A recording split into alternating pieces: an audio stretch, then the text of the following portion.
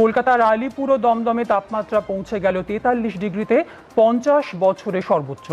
দক্ষিণবঙ্গে আগামী 4 মে পর্যন্ত সব জেলায় তাপপ্রবাহের সতর্কবার্তা রয়েছে। দুই বর্ধমান, পশ্চিম মেদিনীপুর, ঝাড়গ্রাম, বীরভূম, মুর্শিদাবাদ, বাঁকুড়া ও পুরুলিয়া জেলায় তীব্র তাপপ্রবাহের ভ্রুকুটি।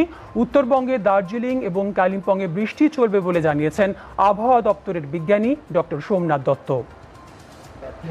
আমাদের রিজনে যে উইন্ড পাচ্ছি আমরা, সেটা হচ্ছে mainly westerly and north westerly wind, যেগুলো হচ্ছে আপনার রিলেটিভলি ওয়ার্মার এবং শুষ্ক।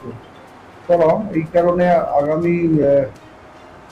আগামী আপনার 3-4 দিন আমরা আমাদের এরিয়াতে ওয়েদার মেনলি ড্রাই থাকবে এবং বিভিন্ন জেলাতে হিটওয়েভ, সিভিয়ার হিটওয়েভেরও সতর্কবার্তা দেওয়া হয়েছে।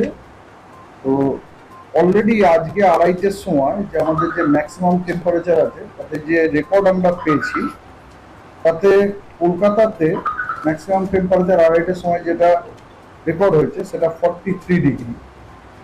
আর 43 ডিগ্রি মানে এই সিজনে এটাই হচ্ছে হায়েস্ট।